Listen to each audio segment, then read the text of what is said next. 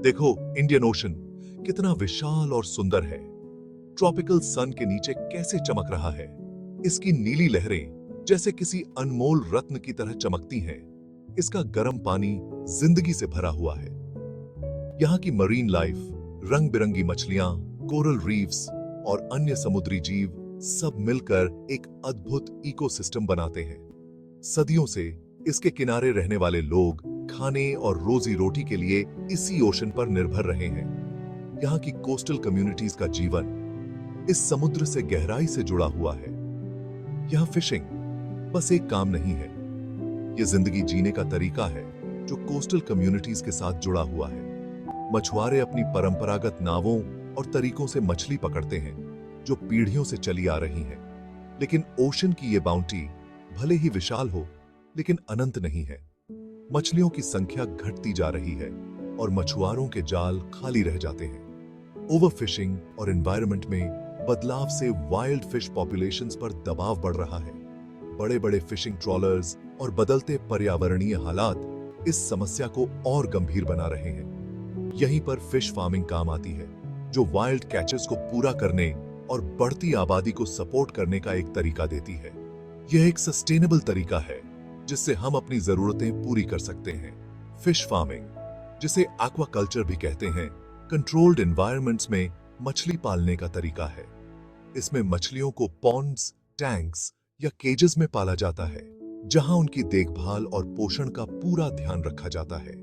Indian ocean में यह अक्सर कोस्टल वाटर्स में होता है, जहां केजेस, पॉन्ड्स और दूसरे नए टेक्निक्स इस्तेमाल किए जाते हैं।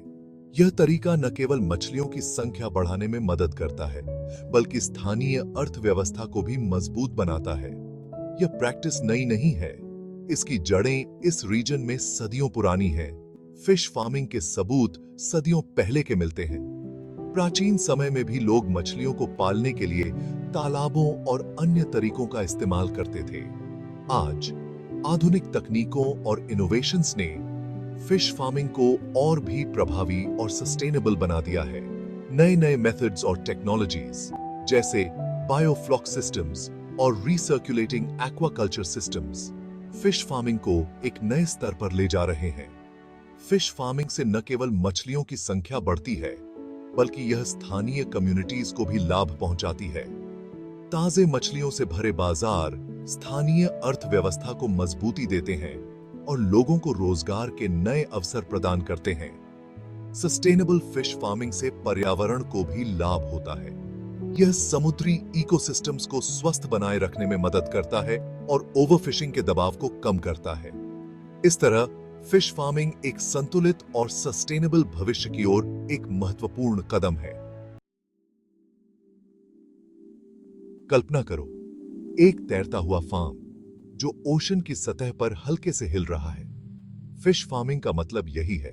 यह फिश, शेलफिश और यहां तक कि सीवीड को कंट्रोल्ड एनवायरनमेंट्स में उगाने के बारे में है। ये फार्म्स ओशन में डूबे हुए केजेस हो सकते हैं, कोस्ट के किनारे बने पॉन्ड्स हो सकते हैं, या जमीन पर बने टैंक्स भी हो सकते हैं। फार्मर्स मछली को खाना और देखभाल देते हैं, यह सुनिश्चित करते हुए कि वे स्वस्थ और मजबूत हों। यह कंट्रोल्ड एनवायरनमेंट प्रिडिक्टेबल हार्वेस्ट्स की सुविधा देता है और वाइल्ड फिश पॉपुलेशंस पर दबाव कम करने में मदद कर सकता है। यह नेचर और ह्यूमन इंटरवेंशन के बीच एक नाजुक रिश्ता है, जिसका उद्देश्य बढ़ती दुनिया के लिए प्रोटीन का सस्टेनेबल सोर्स प्रोवाइड करना है। इंडियन ओशन में फिश फार्मिंग बहुत सारे फायदे देती है। यह न केवल स्थानीय समुदायों के लिए बल्कि वैश्विक स्तर पर भी महत्वपूर्ण है। सबसे पहला, यह खाने का एक कंसिस्टेंट और रिलायबल सोर्स प्रोवाइड करता है। कोस्टल फिश फार्मिंग इंश्योर्स कि ताजे और पौष्टिक मछली की सप्लाई हमेशा बनी रहे। यह फूड सिक्योरिटी के लिए बहुत जरूरी है, खासकर उन देशों में जहां आबादी तेजी से बढ़ रही है। मछली प्रोटीन का एक महत्वपूर्ण स्रोत है, जो कई परिवारों के आहार का मुख्य हिस्सा है। दूसरा, फिश फार्मिंग इकोनॉमी को आगे बढ़ाने वाला एक इंपॉर्टेंट फैक्टर बन सकता है। यह न केवल स्थानीय बाजारों में मछली की आपूर्ति करता है, बल्कि अंतरराष्ट्रीय बाजारों में भी निर्यात किया जा सकता है। यह जॉब्स क्रिएट करता है, सिर्फ फिश फार्मर्स के लिए ही नहीं, बल्कि उन लोगों के लिए भी जो प्रोसेसिंग, ट्रांसपोर्टिंग और मछली बेचने में शामिल होते हैं। प्रोसेसिंग प्लांट्स में काम करने वाले, ट्रक ड्राइवर और बाजार में विक्रेता सभी इस उद्योग से लाभान्वित होते हैं। इससे कोस्टल कम्युनिटीज अपलिफ्ट हो सकते हैं और इकोनॉमिक ग्रोथ में योगदान मिल सकता है। यह समुदायों को आत्मनिर्भर बनने में मदद करता है और उन्हें गरीबी से बाहर निकालने में सहायक होता है। तीसरा, रिस्पॉन्सिबल फिश फार्मिंग एनवायरनमेंट को फायदा भी पहुंचा सकती है। सस्टेनेबल प्रैक्टिसेस अपनाने से यह सुनिश्चित किया जा सकता है कि मछली पालन पर्यावरण के अनुकूल हो।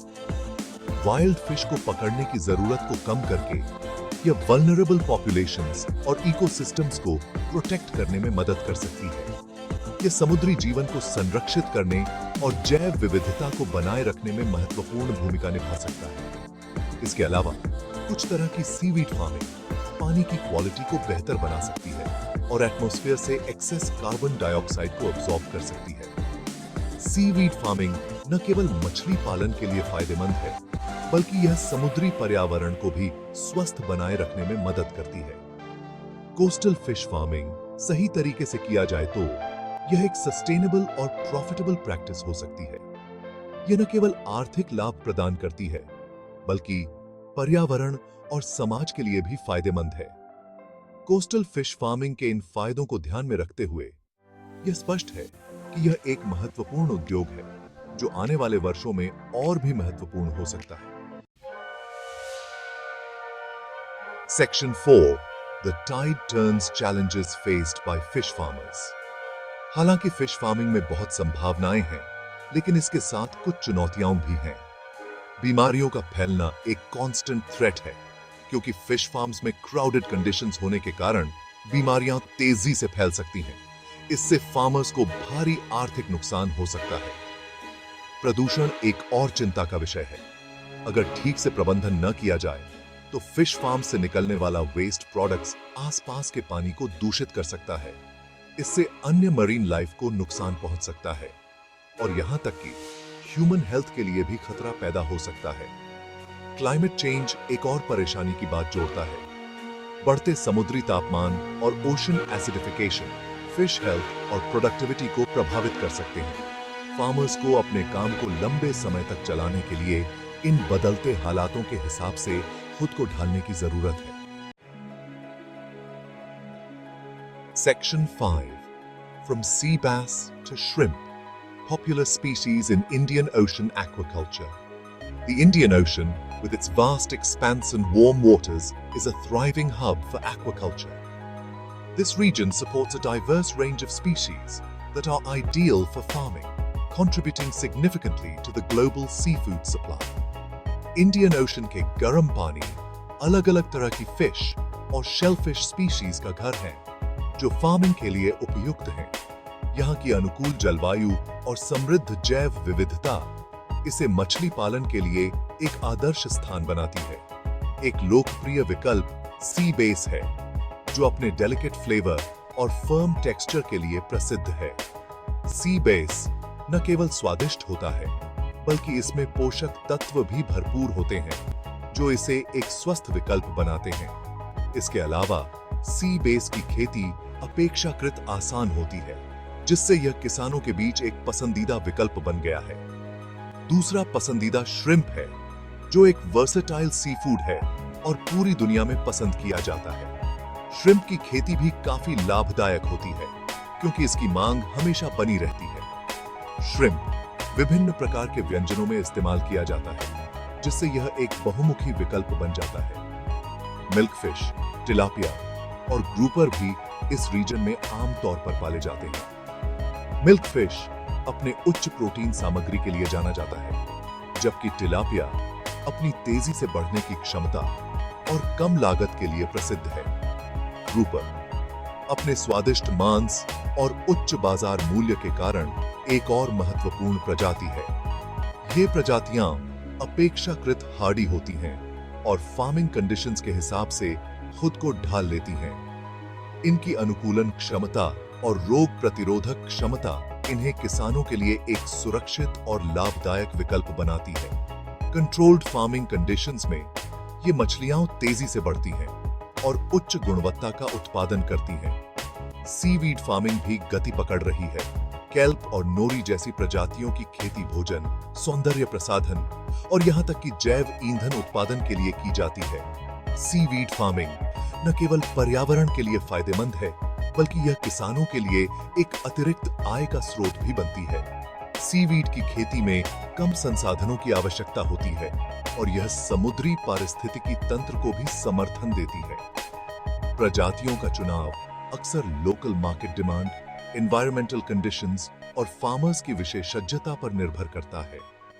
स्थानीय बाजार की मांग और पर्यावरणीय परिस्थितियां यह निर्धारित करती हैं कि कौन सी प्रजातियां सबसे अधिक लाभदायक होंगी। इसके अलावा किसानों की विशेषज्ञता और अनुभव भी महत्वपूर्ण भूमिका निभाते हैं। जैसे जैसे टेक्नोलॉजी आगे बढ़ेगी और उपभोक्ताओं की पसंद बदलेगी, हम उम्मीद कर सकते हैं कि भविष्य में और भी विविध प्रजातियों की खेती की जाएगी। नई तकनीकों और नवाचारों के साथ एक्वाकल्चर उद्योग में और भी अधिक प्रजातियां शामिल की जा सकती हैं, जिससे यह उद्योग और भी समृद्ध और विविधतापूर्ण बन जाएगा। भविष्य में हम उम्मीद कर सकते हैं कि एक्वाकल्चर न केवल खाद्य सुरक्षा में महत्वपूर्ण भूमिका निभाएगा, बल्कि पर्यावरणीय स्थिरता में भी योगदान देगा।